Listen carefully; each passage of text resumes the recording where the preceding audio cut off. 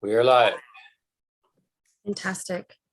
Well, good evening and welcome to the February 17th, 2022 meeting of the ERCA Board of Directors. I am calling the meeting to order, and just to confirm that all members attending from the in-camera session preceding this meeting are still with us this evening. I do see that we're all present, and now we are also including Councillor Sleeman, and all the rest are still. Okay, thank you all. I'd like to begin by acknowledging that this land is the traditional territory of the Three Fires Confederacy of First Nations, comprised of the Ojibwe, the Ottawa, and the Potawatomi peoples. We value the significant historical and contemporary contributions of local and regional First Nations and all of the original peoples of Turtle Island, North America, who have been living and working on the land from time immemorial. Any declarations, please raise your hand to indicate if any members may have to declare a conflict or of interest. I am seeing none. We can now proceed with this evening's agenda for the Board of Directors. So I will need a mover for the agenda for Thursday, February 17th, 2022, moved by Councillor Bowman, seconded by Councillor Vanderdolen. Anybody opposed? That is carried. We don't have any hearings. Adoption of minutes, that the minutes from the January 20th, 2022 annual general meeting of the Board of Directors and the recommendations be approved. Moved by Councillor Sleeman, seconded by Mark Carrick. Anybody opposed? That is carried. For ERCA, our Finance and Audit Advisory Board, that the minutes of the February 3rd, 2022 meeting of Finance and Audit Advisory Board recommendations be approved. Moved by Councillor Janice, seconded by Councillor Jones. Anybody opposed? Okay, is there any business arising from any of those minutes? Seeing none. Okay. Well, good evening again. I'd like to first take this opportunity to welcome Councillor Michael Prue from the town of Amherstburg to our Board of Directors. Due to the changes to the Conservation Authorities Act and an update to ERCA's administrative bylaws, elected councillor must constitute 70% of municipal appointments to the Authority Board. Councillor Prue replaces member Marilyn Morrison, to whom we are most grateful for her leadership and her service to this board since January of 2019. Her insights as a former mayor and former Conservation Authority chair have been most valuable and appreciated. Due to the combination of the forecasted and the sudden increase in temperature and predicted rainfall, a flood watch is in effect for the Essex region until tomorrow, and our flood duty officers continue to monitor the situation. I'm sure James may even give us some more information further based upon now that we have some freezing conditions.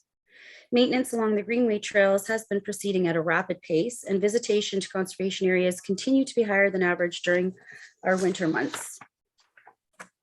We are thankful to the Ontario Trillium Foundation, which last month announced significant funding to improve accessibility to the Hawk Tower and trails at the Holiday Beach Conservation Area. Thank you, Trillium. Plans are underway to welcome return of maple programming at the John R. Park Homestead, which is highly valued amongst partners and businesses as providing shoulder season tourism opportunities.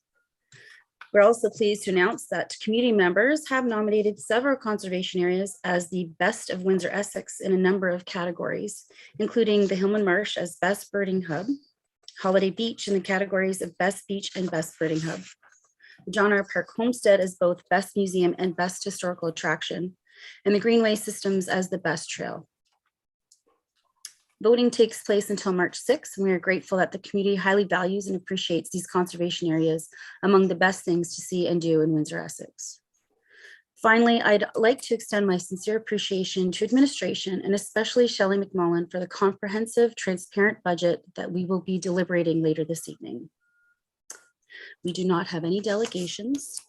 We do not have any presentations this evening.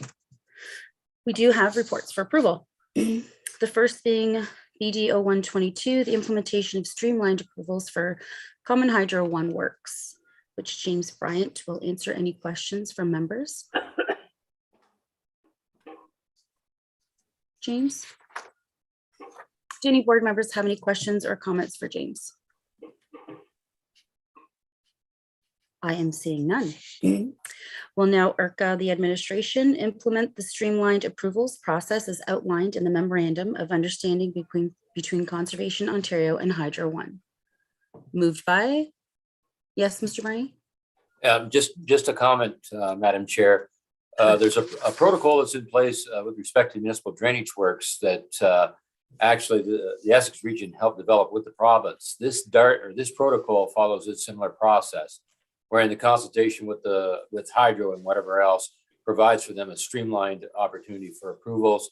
It also provides local insight with Hydro, and Hydro having to actually apply for permits where historically they did not. Okay, thank you, Tim, for jumping in there, as James did reach out to me. He's having some technical issues due to the weather. Okay, James, if at a further time you want to jump in and add something, we will let you do so. So on the report, moved by Councillor Sleeman, seconded by Councillor Gill. Anybody opposed? That is carried.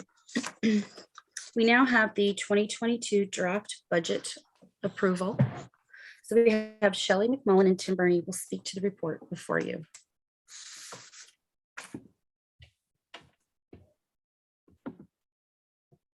Thank you, Madam Chair. I'm pleased to introduce this budget report today on behalf of the entire management team. This budget is best described as transparent, detailed, as encouraged by the province, but hopefully appreciated by our board members and ratepayers as well. We welcome this level of transparency as it provides clarity regarding the programs that are being funded with levy and to what extent. There is little to no ambiguity as to what activities the local taxpayer investment is supporting. This budget, or really our operating plan for 2022, represents an emphasis on our core mission and focuses us back on improving, building, repairing, and maintaining conservation areas to an acceptable standard for our community, including the significant historic assets of the John R. Park homestead, which we have been entrusted to preserve in perpetuity. Assessing, repairing, and maintaining conservation areas and passive recreational assets does not happen without adequate staffing resources, and accordingly, this budget includes additional resourcing in that department. As was begun in 2021, the authority will continue to address volume of workload and specifically increased external demands of development services staff and the legislative related demands of corporate services. As described in the budget narrative, we desperately need additional administrative supports. And for too long, the largely invisible spine of the organization has been neglected, but as has been presented in multiple reports regarding IT, there is a plan to upgrade and update information systems, data security, and workflows, and those expenses have been included in this budget, and they've already been supported by this board. Overall, as noted in the report, we are recommending, with the support of your Finance and Audit Advisory Board, a 2.5 increase to levy, or approximately $85,000. We're happy to entertain comments and address any questions at this time. Thank you, Shelley. Do we have any questions or comments from any board members? Vice Chair. Sorry, yes, go ahead, Vice Chair.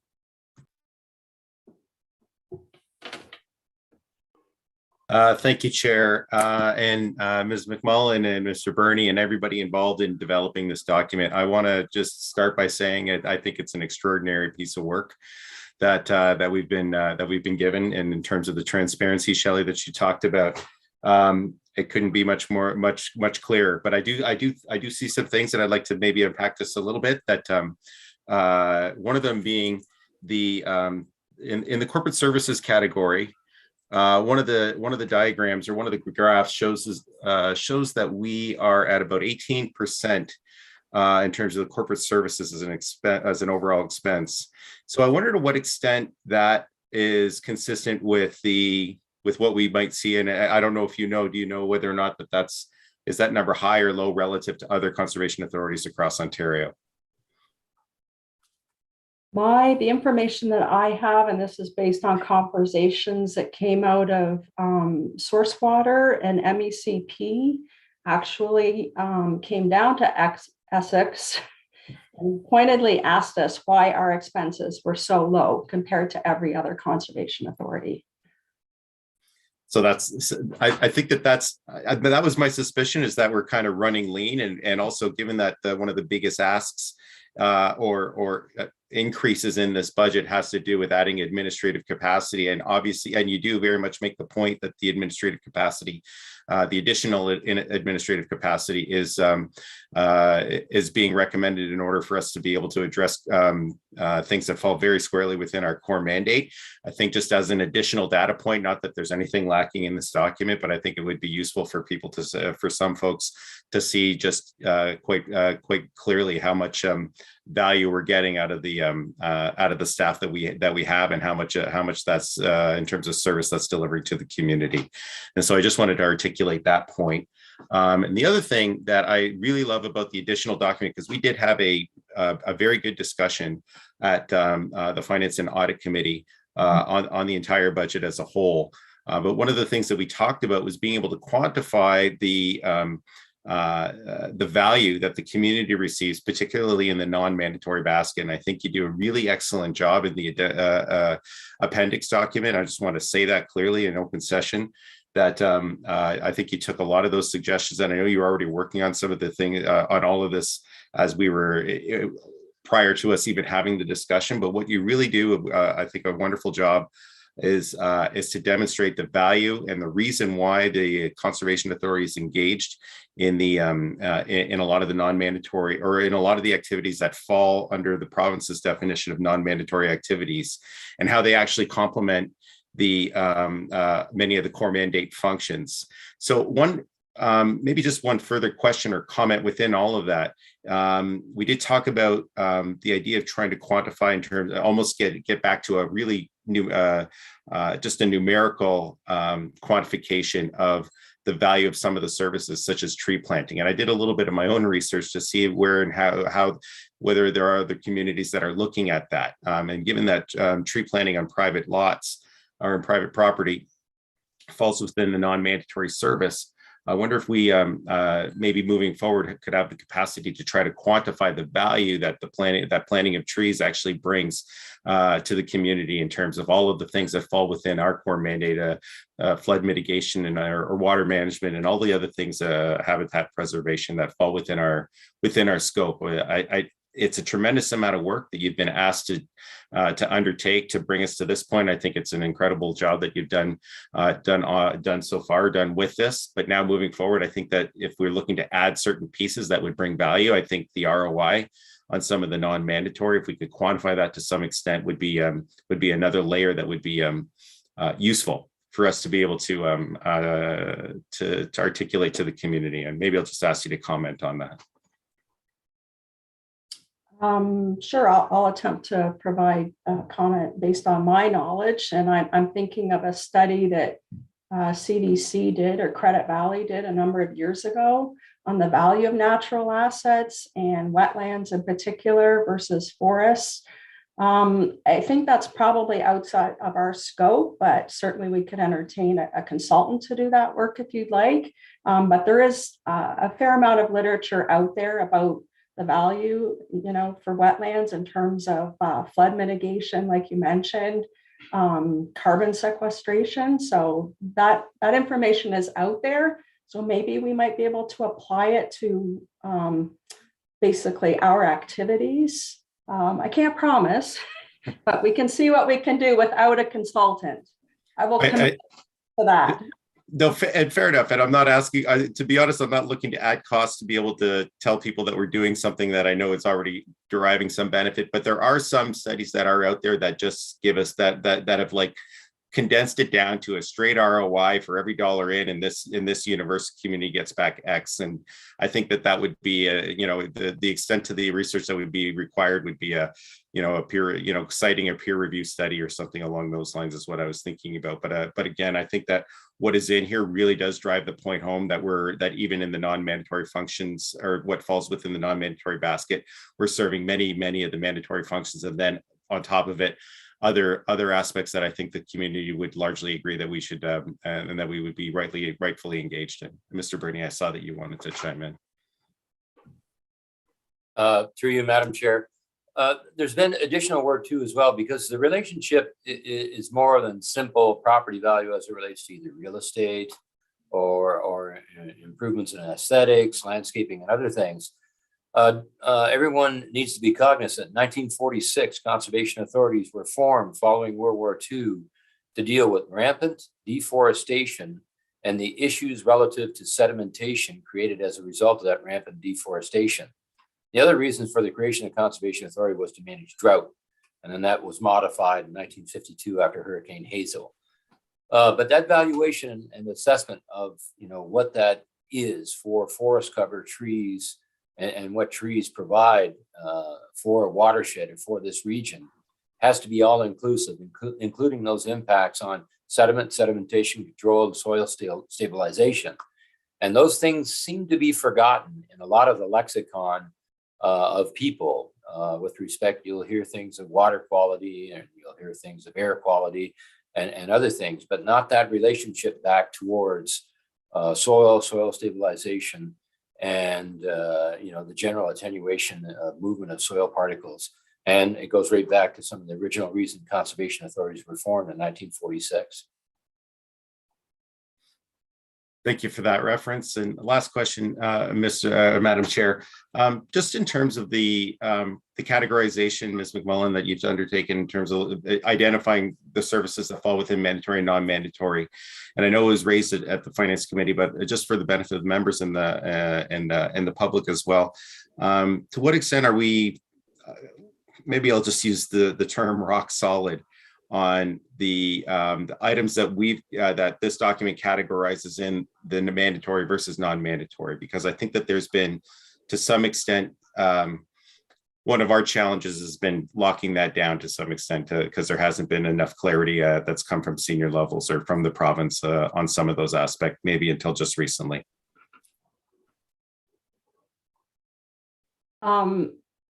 Sorry, I'm just having trouble interpreting your question.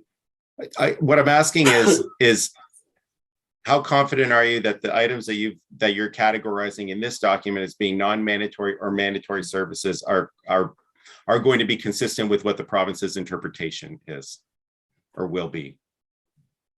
First, I think it's very consistent, but secondly, it's really our municipal funders who are going to engage with the authority. And so their opinion will come into this exercise, will come into play. So there will be some negotiation on what's mandatory versus non-mandatory. So the province has really outlined, and they've provided those 4 categories of mandatory. So I think we're rock solid there. But I think as an authority, we have been ultra conservative in terms of defining what we believe is mandatory. I do not think that we will see a lot of shift from what we have included as mandatory and see movement, or vice versa, movement the other way. Got it. Okay, thank you both. Is there any additional questions or comments? I will go with Mr. Burney and then Mr. Patterson. And further to Shelley's comments on that, we've been active in participating and meetings with Conservation Ontario as far as those interpretations.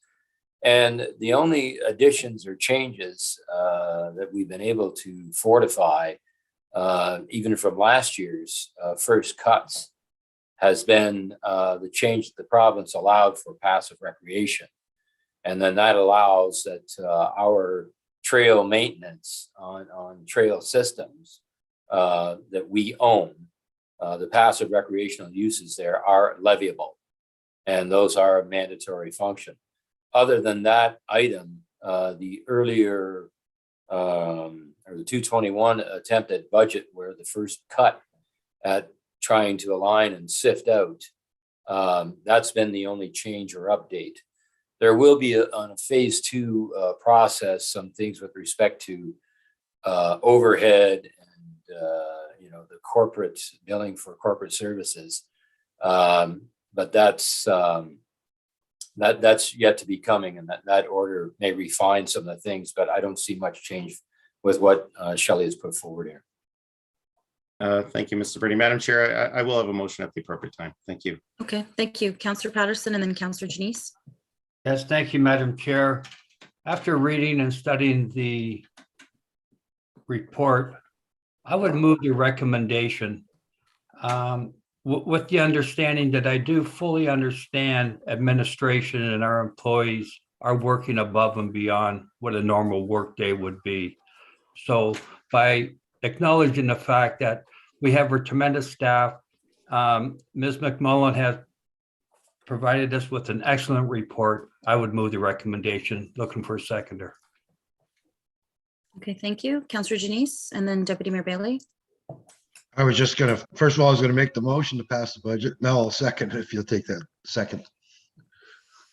We have 3, so that's fantastic. Deputy Mayor Bailey. I was just doing the same. Okay, well, thank you. Are there any additional questions or comments? Oh, yes, Shelley, go ahead, please. If I can further respond to Member Mackenzie. Certainly. Madam Chair, just the last issue, I think, Mr. McKenzie, would be the issue of John R. Park Homestead, because museum operations are not considered mandatory, but we have restrictive covenants right now with the agreement that we have with the province in terms of the transfer from 2008. So in the short term, we need to consider that as mandatory because the only way it becomes non-mandatory is to extricate ourselves from that agreement. So that's the only caveat I have on that point.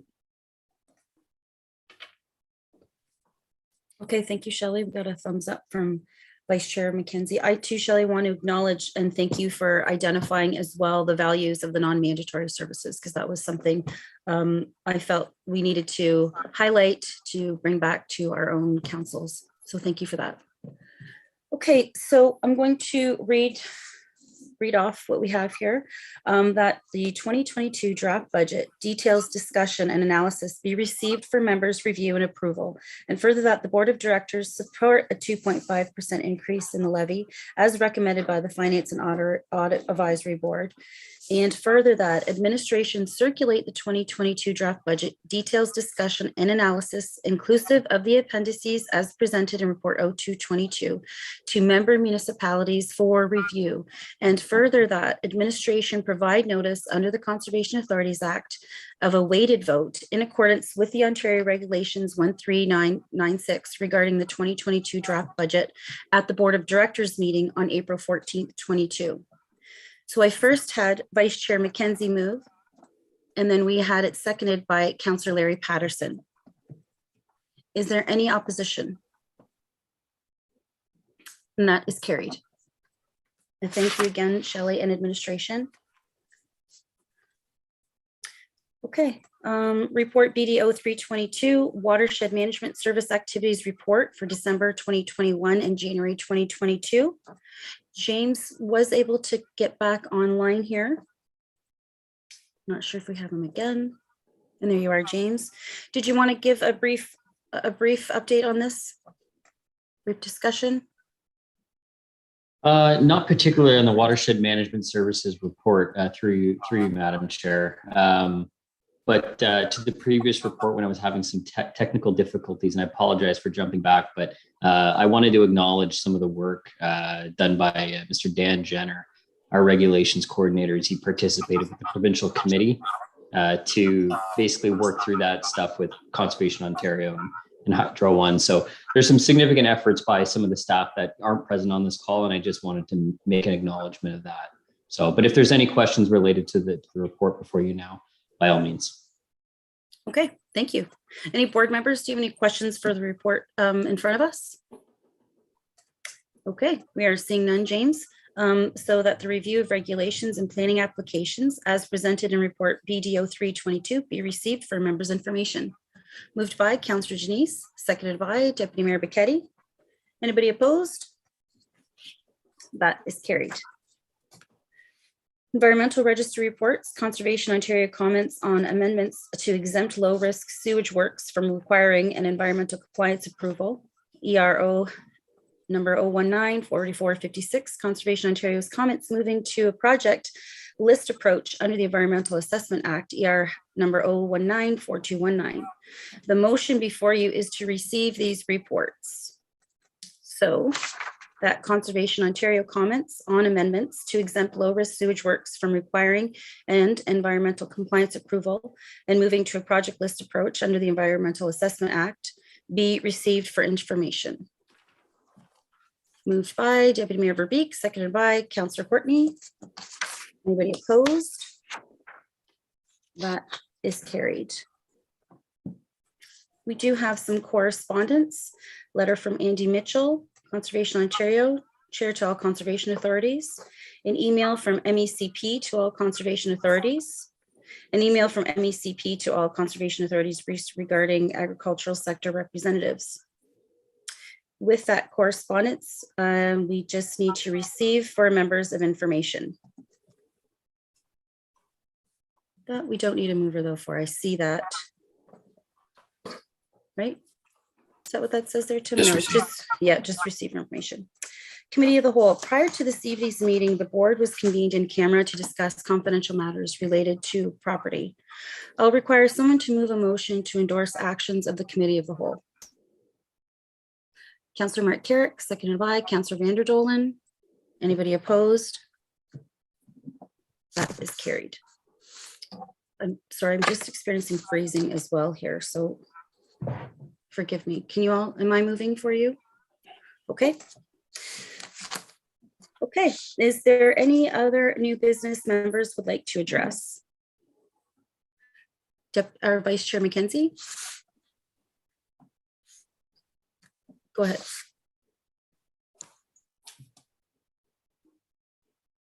It just takes a while for me to unmute sometimes.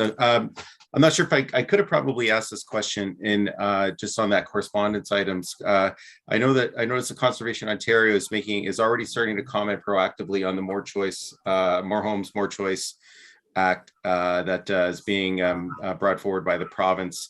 Maybe I just would, I'm interested to hear from Mr. Burney whether or not there's any specific positions that or views that you want to articulate that in terms of how what's being contemplated is going to affect the work that we're undertaking in the region in terms of as a partner in the entire development process. I know the legislation is still sort of in a formative stage, if you will, but understanding what you're hearing and where this is going, how do you think this may affect us moving forward? Through you, Madam Chair. It almost comes across as lip service, to be honest with you. It will require further action through the Municipal Act and the Planning Act to alter and implement some of the desires to deal with, especially things with affordability and affordable homes. And so the control of that, development in itself is not going to be the driver for that. Our municipal members would be the actual ones that that could drive that. So some of the discussion is centered on, and a lot of the discussion is centered on affordability, and defining that and refining that is still there's just a lot of lip service to that when it gets down to percentage coverage of lots, minimum lot sizing, minimum lot servicing, and then even amount of developability on specific lots. So there's a lot of discussion going on, but there are some significant refinements that would have to take place in the Planning Act and the Municipal Act to really refine and redefine exactly what is affordable homes and where these homes can actually be constructed, especially as it relates back to what current official plans identify. Yeah, through you, Chair. Thank you for that, Mr. Burney. And I definitely understand and hear the government in terms of talking about affordability of home ownership. I also hear a lot of talk about red tape and streamlining processes, and some of that is addressed in the correspondence. So understanding that some processes are streamlining a process or accelerating some processes is just simply a function of administrative capacity. I wonder to what extent in the Conservation Ontario discussion is if the government's really serious about accelerating those timelines, then it comes down to resources that the conservation authorities need to have, not just sort of not doing certain things. But if you want to accelerate essential parts of the process, then you need to be prepared to help to fund those processes. And I just wonder if, in your view, if you'd agree with that, and if in your view that that's where some of the discussion is happening with respect to the advocacy that Conservation Ontario is undertaking through this through you, Madam Chair, to Vice Chair. There's been a dearth of provincial responsibility and activity towards things that when I was a younger person starting with the Conservation Authority, the province was actively engaged in. There has not been a significant update to provincial technical standards since 1988. There was some lip service towards 202 technical guides, but many conservation authorities, ourselves included, have had to push ahead with local watershed interpretations of many things. We were most successful in coming forward with our stormwater standards. And it was an interpretation of some provincial guides and some provincial technical guides that we then had to go to the province and have a further interpretation to make sure that we weren't too far out or that our interpretation was too far away from some archaic technical guide. So, the province abdicated its responsibilities fully in 1998 with respect to anything, with respect to technical standards, modeling standards, and mapping standards. Without those being updated and maintained by the province, then you have interpretations being applied, on a local watershed basis. Now, there's still enough of us white hairs around who know what was done back in the day by the province, and we're attempting to be lockstep with those types of the standards approach throughout the province. But we could lose that intellectual capacity in a hurry with respect to what's acceptable for aerial distributions, what's acceptable for regional storm interpretations, without the province providing that oversight and the money at a provincial level back to local watersheds. Thanks, Mr. Burney. And I'll just add as a comment, I don't object to the direction that the province wants to go in, make housing more affordable and streamline some processes. But I think the CAs as a group through Conservation Ontario are doing a good job articulating that if you want to streamline processes, it's not eliminate process, it's put proper funding in place in order to be able to to streamline these processes that are essential. So thank you for that update. Thank you, Madam Chair. Well, thank you both. Councillor Morrison. Thank you, Madam Chair, and maybe through you to Mr. Burney. We're going through a weather event right now, and I wondered if you had any comments. In the city, I'm seeing full ditches. Some pumps are working full tilt, and I wondered if you had any comments regarding this weather event and whether it's something that we should be very concerned about, including the Lake Erie and obviously the shorelines. Thank you, Madam Chair. I may have a comment or two, and I could pass along to James for some additional field observations.